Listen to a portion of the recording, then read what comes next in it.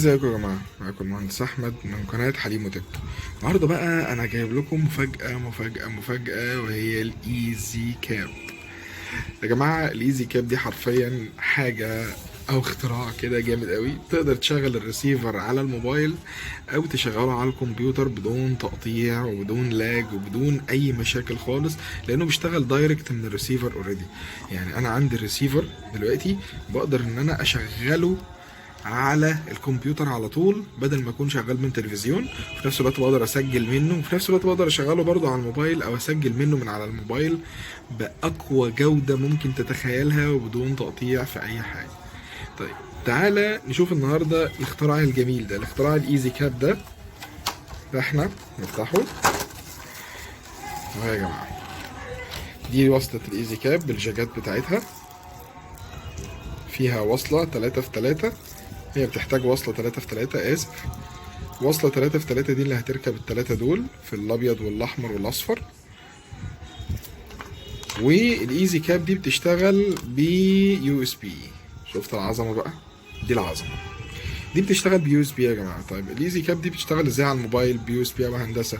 أقول لك يا باشا بكل بساطة، بتستخدم وصلة الأو تي جي أو اللي هي الجاك بتاع الأو تي جي اللي هي دي. فاكرين يا جماعه احنا بنستخدم وصله او تي جي اللي فلاش عشان نشغلها مثلا على الكمبيوتر، على الموبايل. فاحنا بنستخدم نفس الاو تي جي هي دي في دي، بحيث ان احنا بنلقطها على الموبايل.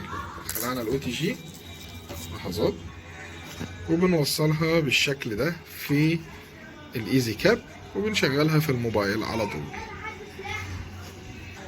ليها برامج طبعا للموبايل، انا هسيبها لكم، هقول لكم عليها في الديسكربشن نقدر نحملها ازاي. زائد ان انت هنا يا جماعه عشان بس نكون واضحين مع بعض، لازم تستخدم وصله 3 في 3 عشان خاطر هتركبها في التلفزيون. يعني هنركب سوري في الكمبيوتر نفسه. هناخد الوصله دي 3 في 3 هنركبها في الريسيفر، لان هو ده بيركب في الكمبيوتر او في الموبايل. طيب هنجيب وصله 3 في 3 الوصله اللي هي مثلا زي كده اهو يا جماعه. دي الوصلة 3 في 3 وجودتها كويسة. بنركب ال3 أطراف هنا و3 أطراف بيركبوا في الريسيفر نفسه. طيب كمان يا جماعة بيجي مع الإيزي كاب دي وصلة يو اس بي تطويلة